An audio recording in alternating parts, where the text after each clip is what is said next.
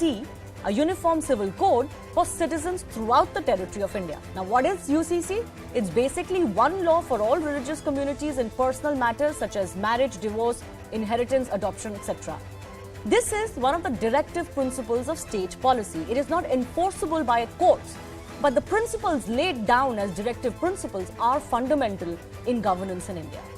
So the big question we asked today, will UCC ever become a reality? Is the government buying time? Is it serious about it? Because it's already been 8 years and no movement on it.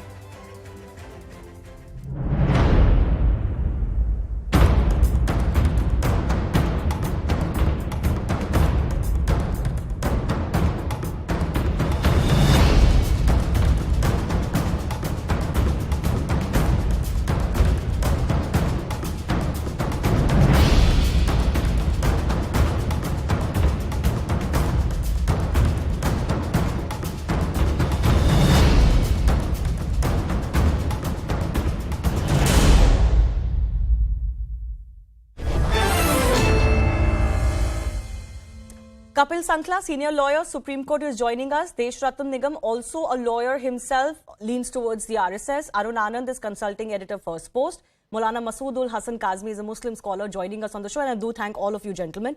Desh Ratan Nigam, since you do lean towards the RSS, I want to understand. RSS, of course, is the fountainhead politically and ideologically of the BJP. The BJP has been in power at the center for 8 years.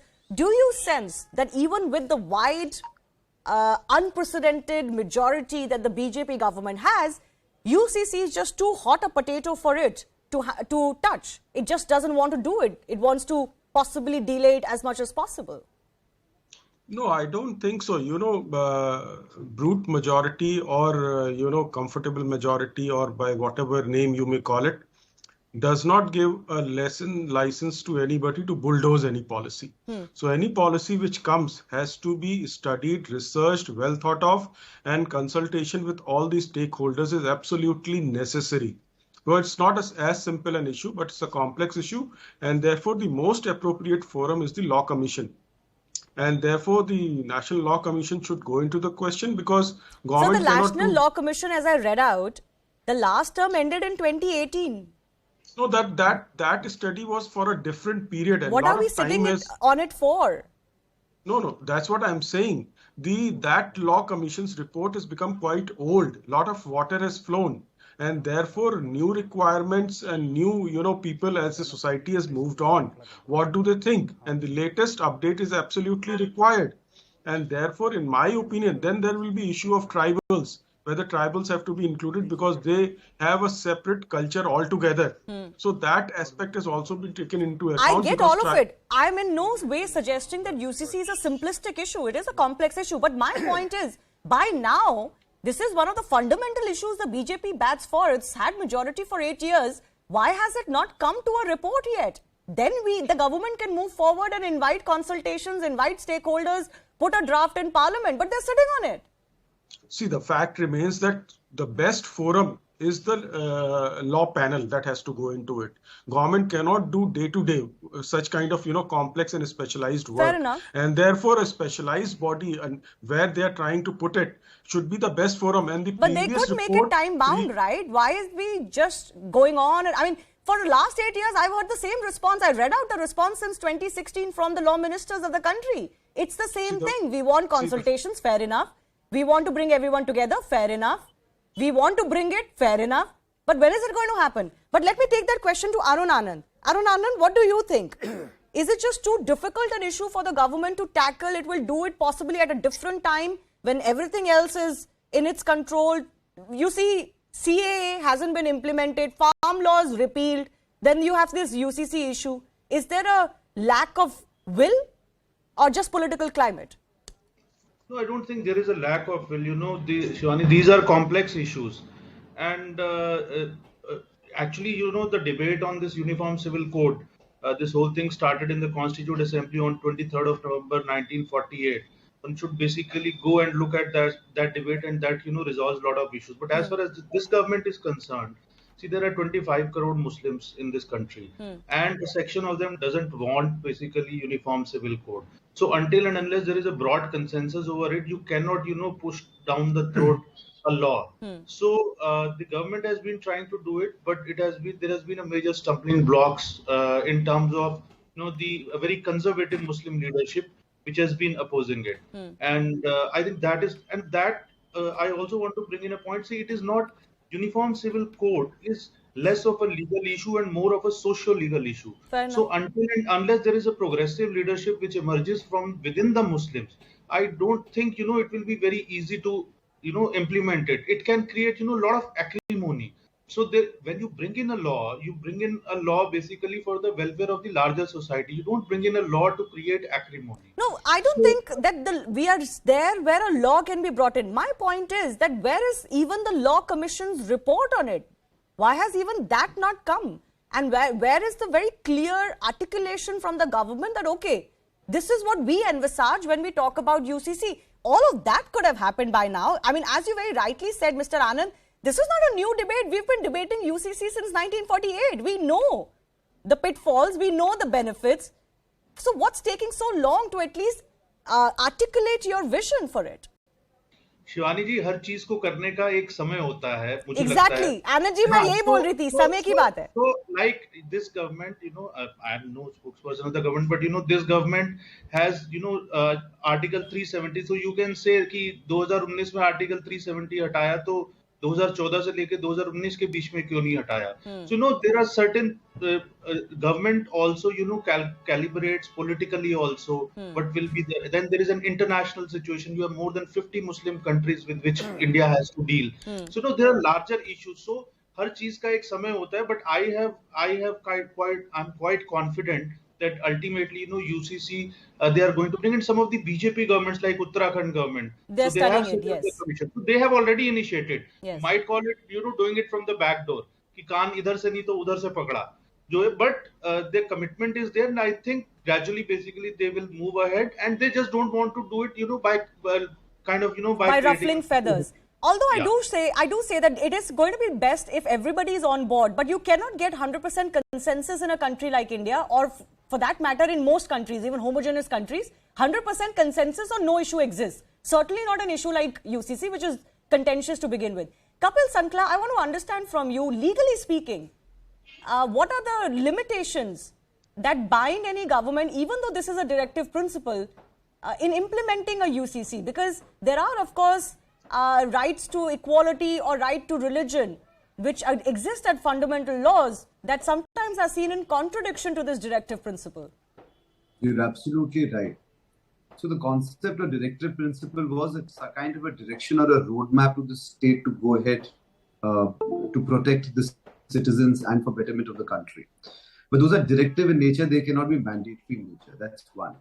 The difficulty that arises is, as the gentleman before me said, that there are a lot of geopolitical issues that come in. The geopolitical issues could be international, they could be national, they could be internal, external, whatever they are. And so over the years, there has been, one has been vigilante justice where people have risen. The second is when the courts have come to the rescue and probably, directed and made an interpretation, etc. There have been the Bano case, and there are many other cases like that. In this case, for example, somebody files a PIL, goes to the court and says that under Article 32, please ask the center to come up with this law, files a writ for mandamus. And the writ, as you rightly know, are to protect your fundamental rights. And the government comes and rightly says so that this is the work of the legislature. The legislature will do its job. Please give us time. You cannot mandate the government to pass a law or bring about a law. So the difficulty that you face right now is that when a law is passed, it has to stand the test on the floor. And for that, as somebody said, that there are many stakeholders involved, and there is some kind of threat perception to a certain community, that certain rights, certain SOPs that have been granted to them under their personal laws may be taken away, etc. And so those issues have to be met as well, because it will be challenged and challenged again. And then the difficulty that we would face is that somebody would say that this has been shoved down the throat of the citizens or the minority or whatever you have. But having said that, but really Kapil, I want to understand from you, legally speaking, are there any hurdles or challenges to a UCC? Yes, there are. The challenge is this, that from time immemorial, even pre-independence era, it was clearly stated by political and other masters that they will not enter into the domain of personal laws. This was specifically to protect the minorities, but it was also to protect, so to say, the personal laws of various factions that comprised India. Yes. So the difficulty, even when the constitution was being made, and even at that time, when at the time of drafting of constitution, Dr. B.R. Ambedkar wanted to bring in, uniform civil code, this was fought tooth and nail. And the difficulty again was not just from Muslim side, but as well as from the Hindu side. Because at that I think time, there are sections amongst the Hindus that are not for the UCC. At that time, is what I'm saying. Even but today. See, over the years, what happened is that not only there was a lot of transformation internally in Hindus, but also there were various guidelines and judgments and laws that were brought in. And the Hindu laws were structured so to actually create an equal balance between men and women, etc. And way back from 2005, when the Honorable Supreme Court also stated that women have equal co-parcenary right, etc. But that kind of development has really not taken place in the minority laws. I mean, you've seen what had happened once the triple talaq was raised. I mean, there was so much of hullabaloo. When other issues were raised, there was so much of hullabaloo because the stagnation that has crept in and the desire not to change, the will not to change that is there. So possibly, is creating a lot of roadblocks, a lot of hurt. The need for a UCC, if it's so unacceptable, could be bridged with certain progressions being made in other religious laws as well, the same that Hindu religious laws, personal laws have seen. But let me bring in Maulana Masood That's what's here. been done by Supreme Court, isn't it? As I said, in the triple talaq case, for example, giving you But an that's example. like drip and drabs, right? We need something which is structured and happens possibly on a larger scale in one go. But Maulana Masood, I want to bring you in. The government repeatedly says that they want to bring all stakeholders together and do wide consultations before they even think about UCC. Do you not feel that sections of the Muslim community, especially the clerics, must also have an open mind and contribute to this discussion instead of outrightly rejecting the idea of UCC? Yes. Shivani ji, very rightly you asked the question. Give me appropriate time to explain this question. The motive of proposed UCC is unity, integrity, and empowerment of the women and to liberate women from regressive practices. This is the motive of the UCC. Number one, I want to ask the question from all the UCC champions. When the motive, given this motive, will you include uniform law against cow slaughter across the country? A Hindu undivided family law. But sir, cow slaughter is not comparable to personal laws. The text. That's not even a legal part of the religious practices. The motive to uniform the country. Motive to unite the country. In personal laws. To integrate the country. Just the same way we have same criminal laws, same personal civil laws must apply. That's all. Hindu undivided family. Hindu undivided family law is also personal law, ma'am. Yes, of course it is. Why don't you that also will get this? uniform. Of course it If is. you Nobody is say, denying that. If and but then Muslims said, or number two. In Nagaland, we have given religious, cultural and customary concession to the all people of the Nagaland and states of the eastern state of the country, eastern region of the country. We have given the cultural concession, religious concession. Are you going to get away with all this concession or not? If the answer is yes, Muslim will be very happy. If you say but Muslim will think that this is just to target them. Okay, so let me ask you a follow-up question then. Maulana Masood, it is a given that if uniform civil laws come and there is a code, and first of all, this pertains to only specific aspects of personal life. It doesn't go into right to eat, right to pray, right to religion. It just talks about uniformity in adjudicating. One second, sir. It just talks about uniformity in adjudicating marriages, divorces, adoptions, alimonies, inheritance, etc. It doesn't go into your personal choices of other kinds. We must make that distinction. So it is a given that it will apply to all. Why Then what is should the be problem? Very selective. Then We what should is the not be problem? It very will apply to selective. all. We should That not is a pursue given. the selectivism. So what is the selectivism here? So that is why I am asking.